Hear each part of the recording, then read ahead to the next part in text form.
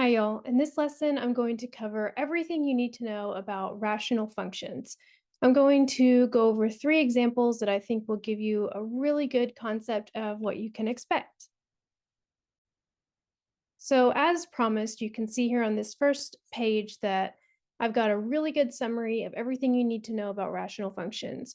In some of my previous videos, I've covered domain and range and asymptotes, but now we're going to get into x-intercepts, y-intercepts, everything you need to know, slant, asymptotes, everything. So I put a good summary on this page in hopes that it will help you study and just kind of put everything together as you look back over stuff before you start looking at problems. So remember that denominator is domain. So when you're looking at the denominator of a rational function, you're focusing on the domain. And domain is associated with x values. So we're looking for x values that are going to be excluded from the domain. Those places in the graph where there's discontinuity. And those places are called holes and vertical asymptotes. So you may never have a hole in the function, but you might. So basically what happens for a hole is if once you factor everything out, if something divides, then that's a hole. That factor has an x value with a hole. And then the vertical asymptote is everything left over in the denominator. You're going to have factors left over, set them equal to 0, solve, and that's your vertical asymptote. So those are both connected to domain. Domain is x. So these are the x values that are excluded, holes and asymptotes. And then also with x is the numerator. In the numerator, you're going to have some factors, anything that didn't divide to become a whole, and those are called x-intercepts. And you set those factors equal to 0, solve for x, and that is where you have an x-intercept, and that is a point on the graph that the function goes through. So that's all x. Then we switch gears to y, which is range and horizontal asymptotes. Horizontal asymptotes are places of discontinuity or long-run behavior in the graph associated with the y-axis. So horizontal asymptotes, y-axis, up and down. And for this, you're going to focus on the degree. Remember, degree is associated with end behavior. And so that's focusing on good old dance. Remember that? So I had a little memory device here in a previous video, Bobo, Botu, and Betsy, my friends. It's just a memory device to help steer you in the right direction for where your horizontal asymptotes are.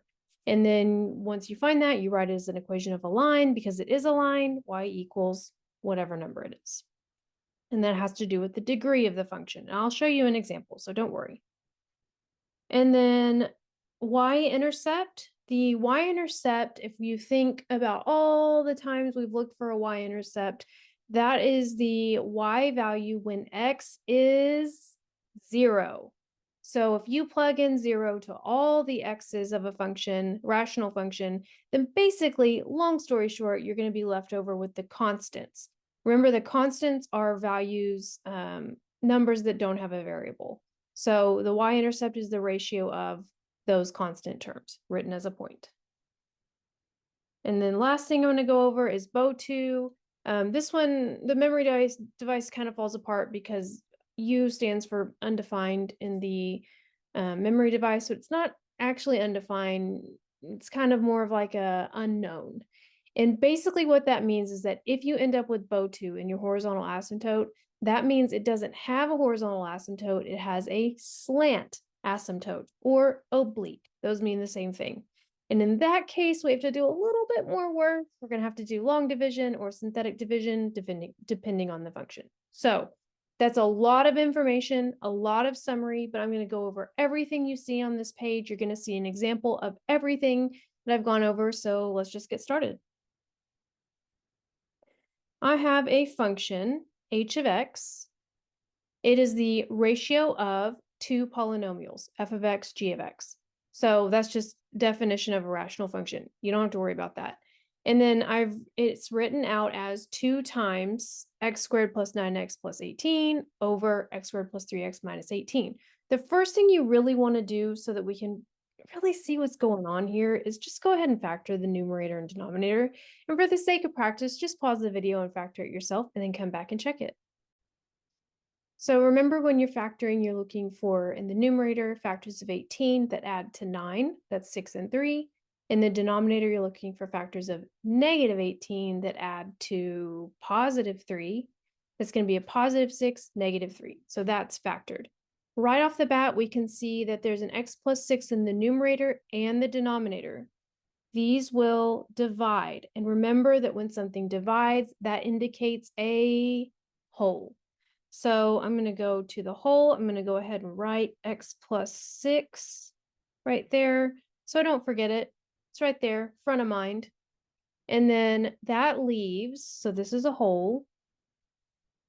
That leaves what's remaining in the denominator, the vertical asymptote. So the factor that remains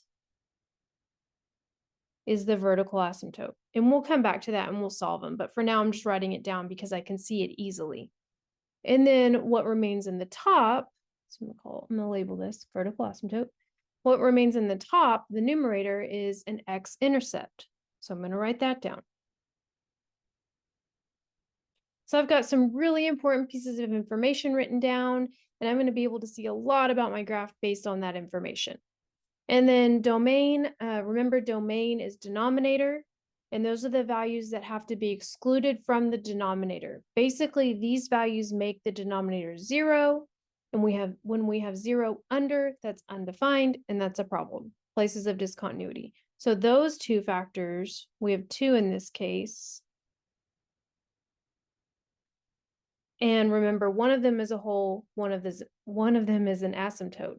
Now, it won't always be that way. You may have 2 asymptotes, or you may have 2 wholes. I don't know. But in this case, we only have 1 whole, 1 asymptote.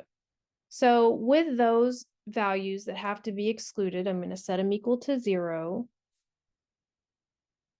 And sorry, I should say for domain, it can't equal 0, because if it equals 0, we get discontinuity. So I'm going to minus 6 on both sides here. And I'm going to add 3 on both sides here. And I have my 2 excluded values. These 2 excluded values are places in the graph that are skipped over. They're places that are undefined. So if I were to look at a number line for this, I'm just focusing on x in this particular example. So I'm just going to do an x-axis here. And then I'm going to put negative 6 and 3 on my number line. It doesn't have to be exact. I'm just trying to show you an example. We would have places of discontinuity at x equals negative 6 and x equals 3. Technically, at negative 6, it's a whole, but for the sake of this part of the problem, I'm just putting it that way. So I've broken my graph up into 3 regions. This points into negative infinity. This points to infinity. I've got 3 regions here, 1, 2, 3. And those regions are where the graph can exist. The only places where that graph cannot exist are here and here, as far as x. We're just talking about x. So this sets up my interval notation. The far left region represents negative infinity to negative 6. And then that break in the graph means union. Then my next region goes from negative 6 to 3. There's a break in the graph, so I need another union, 3 to infinity. So each interval corresponds to one region of the graph, and that's domain. So it may ask you what are the excluded values, or it may ask you for interval notation. And in this case, I've got 3 different intervals because I have 2 places of discontinuity. Again, you may sometimes have only 2 intervals. It just depends on the function. But in this case, I've got 3 intervals. So then I can go down to the next part. I have a whole at x equals negative 6. I have a vertical asymptote at x equals 3. And then I have an x-intercept at -3, that's a point. And I've done everything I need for X. That's all have to do with X. So I can go to the graph now and I can go ahead and put these pieces on the graph. For the whole is technically a point. So if you needed to find, which you do, if you need to find the Y coordinate of this whole, then you take the X coordinate, plug it into what's remaining, and that will give you the Y coordinate. So go ahead and try it, come back. Sorry for got a little messy, a little cramped here in my spacing, but I don't believe in the homework it's going to ask for the Y coordinate, but just in case it does, there it is. You plug in the X coordinate to the remaining factors and then simplify, and we get a third here. So we have a whole at -6, 1/3. So I'm going to go over to -6, and it's going to be a rough estimate because a third's kind of, that's really rough, but you get the point. -6, 1/3, I have a literal open circle there. And then I have a vertical asymptote at X equals 3. A vertical asymptote is an imaginary line. So this is the equation of that imaginary line. Now, if you're looking at a calculator, you're not going to see anything. You're just going to see a jump in the graph. For this on paper, I'm going to do a dotted line or a dashed line, just so that I can show the reader or whoever's looking at this that there's a jump in the graph. And then I have an x-intercept at -3, 0. So I've plotted everything that I have so far. Now the next thing is the y-intercept. We know that for a y-intercept that all of the x values are 0. So we're just going to sub in 0 for in every place that there's an x. 9 times 0 plus 18 over 0 squared. Was it plus 3 times 0 minus 18.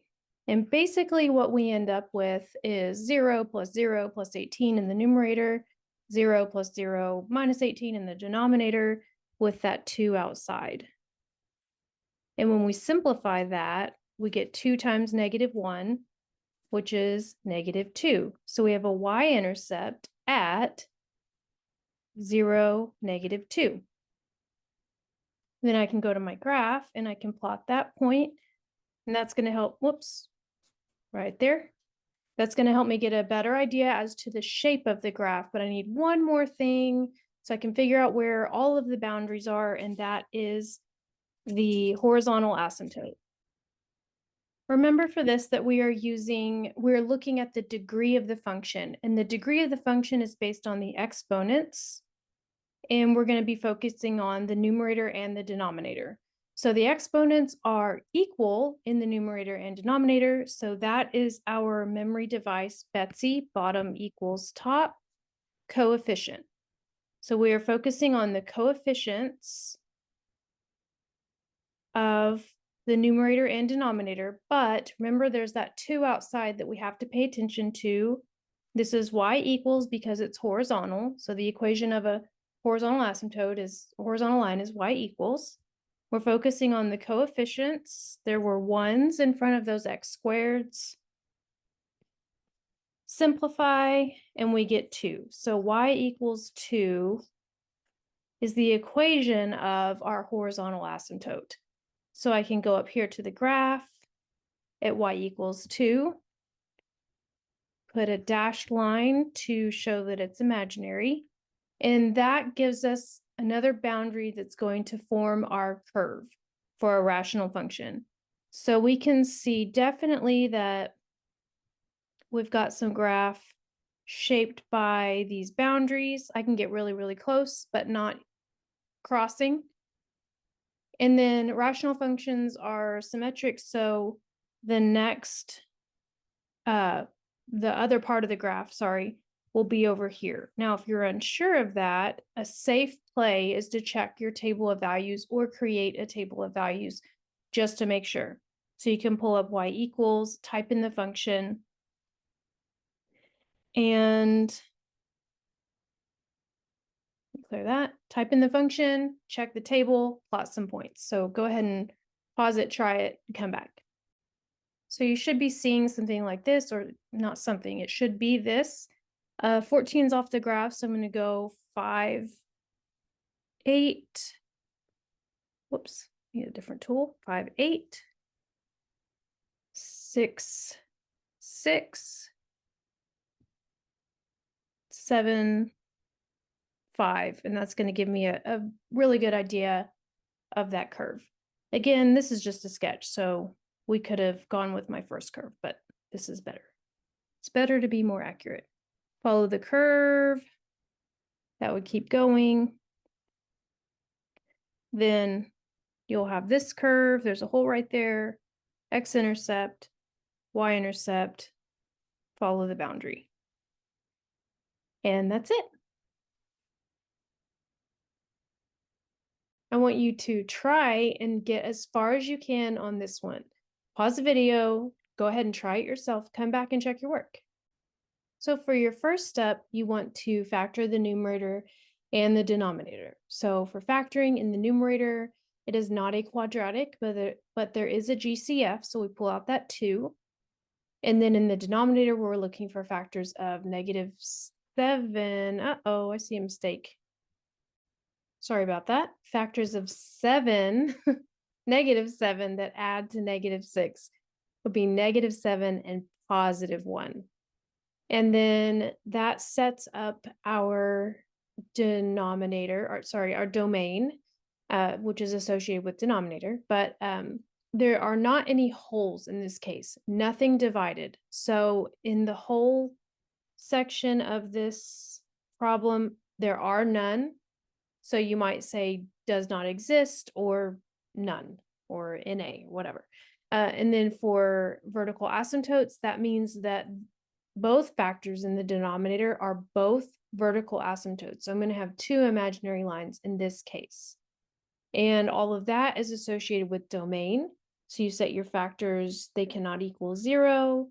Go ahead and solve them.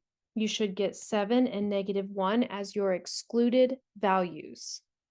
Then you can do your little number line over here with your asymptotes, and that sets up your 3 different regions. When you write it in interval notation for domain, make sure you put it in order, smallest to largest, just like that. So over here on the graph, that means we can put our asymptotes. We had +7 and -1. And then our x-intercept comes from the numerator. And you can do unfactored form or factored form here. If you divide both sides by 2, you get x minus 4 equals 0. Add 4, write it as a point. So I go over here to 4, 0, and I have my first point on the graph. Then the y-intercept is the ratio of constant terms, because the y-intercept is the point where x is 0. And when you plug in 0 to all the x's, you end up with just the constants. That's why I skip to the constants. And then you write it as a point. So that's just a little bit above 1. I'm just going to estimate here. I can get close enough for a sketch. And then your horizontal asymptote is based on the degree. In this case, we have the leading coefficient, or term is 2x, and the leading term is x squared. This is a case of bigger on bottom because of the squared. And bigger on bottom is Bobo. Bigger on bottom means y equals 0 is our horizontal asymptote. Okay, now when we go look at the graph, you're going to be like really confused for a second. You're going to be like, I thought that was an asymptote, and you can never touch an asymptote.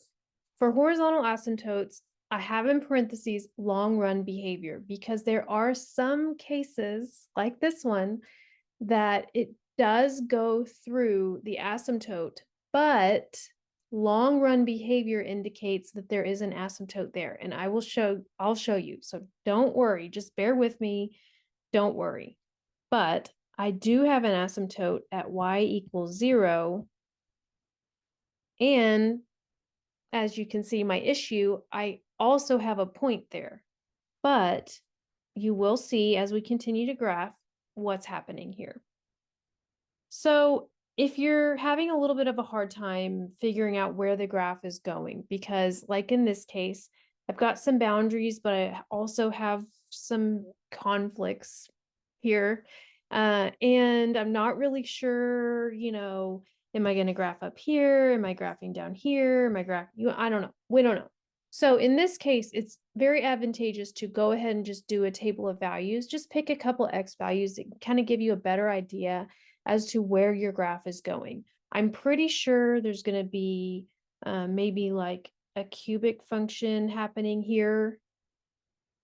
But after that, it's like, not sure. So you can do a table of values, plot some points, and that can give you a better idea. So go ahead and pause it. You can use your calculator. Go ahead and pause it, do a table of values, come back and check your graph.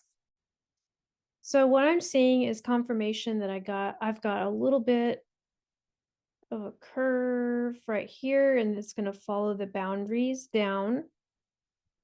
And then I plotted some points over here that are also going to follow these boundaries. And remember, it's symmetric, so I don't really need to plot any more points because I know that it's going to be a mirror image in the diagonal region over here. And it is just a sketch, so I can just sketch it, or you can look at some points over there. You can see it 8. It's in the positive quadrant, so I know that it is in fact up there. So rough sketch would look like that. If you're getting confused with all the dotted lines and everything, you can always just go to graph here and you can see maybe a little bit better what's going on. And you can see, let me do this here. And you can see that the long run behavior does have that asymptote at y equals 0. So you can see as it goes out towards infinity, long run behavior, there's an asymptote. So there you go. That was a fun one. I like that one. I like tricky ones. Okay, last one. I want you to go ahead and start it. If you're overwhelmed by x to the third, you might use a table of values to figure out where those x-intercepts are instead of trying to factor it. So go ahead and factor all that out and find all the pieces and come back. If you look at just the numerator and you plug in the numerator to y equals of your calculator, go to the table, then you will find x-intercepts at -5, -2, and 3. So we can write that in factored form using those roots, those x-intercepts, as x plus 5 times x plus 2 times x minus 3. And that's how you factor easily. And then the denominator, we're looking for factors of -2 that add to 1. We get +2, -1. And now we have our function is completely factored. And then I've got it labeled here, which is going to help me kind of figure out the rest of the problem.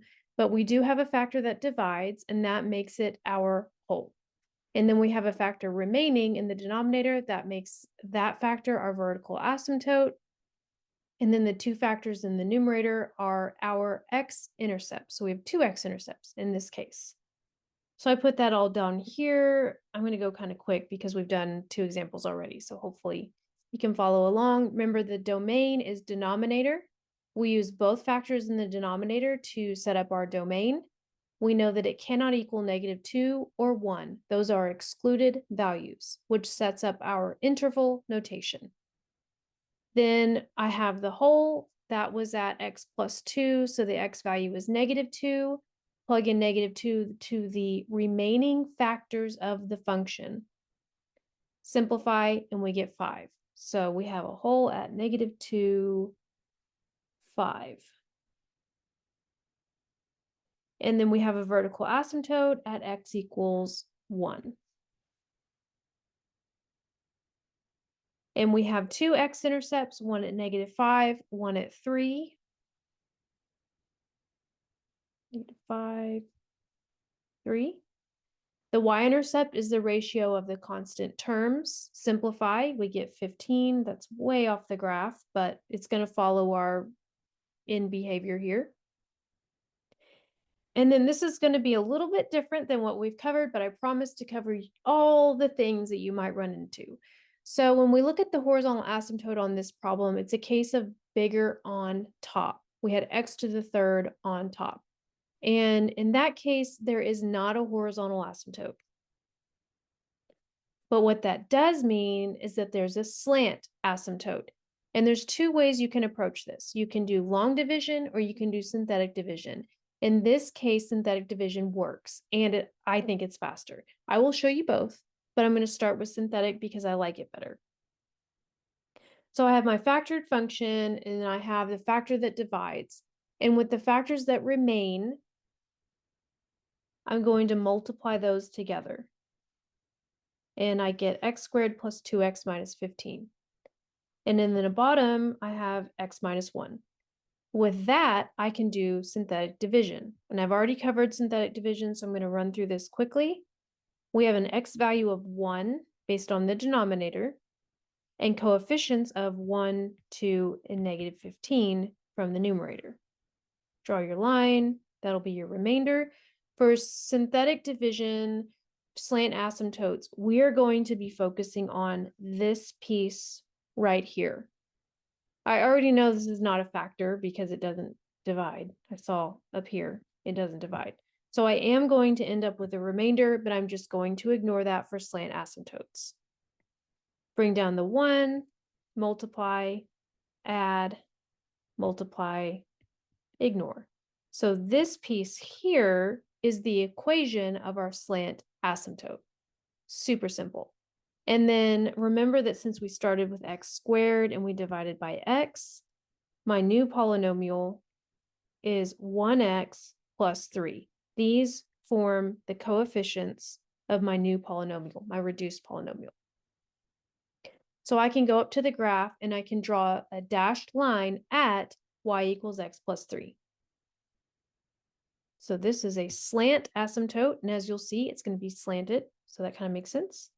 Starts at 3 with a slope of 1. I'm going to do dots here because I think it's going to be easier to draw. Get a really good idea. Remember, this is just an imaginary line, so I did it dashed or dotted. And now I can see that I have graph here, and I'm going to have graph here based on my boundaries and my points. So your graph should look something like this. Not too bad. And then I promised you that I would show you long division in case you didn't like the synthetic division. Long division is going to involve the original polynomial and the original denominator. And I have gone over long division a little bit already, so I'm just going to kind of run through this again, like I did with synthetic. X squared goes into x to the third, x times, multiply that back out, that's x to the third, x squared minus 2x. Remember, we're subtracting this whole line like normal division. We get 3x squared minus 9x minus 30. X squared goes into 3x squared 3 times. Multiply that back out. That's 3x squared plus 3x minus 6. Really, at this point, I can stop because I have what I need, but just for the sake of the problem, I'll keep going. We need to subtract this line. So that goes away. That's -12. And that doesn't really matter because what we need is right here. That's it. So I could have stopped earlier, but that's it. So you can see with synthetic and long division that we still get x plus 3. That is it for slant asymptotes, and that is it for rational functions. So I hope you enjoyed the lesson. If you have any questions, please let me know. I'd be happy to help. See you in the next one.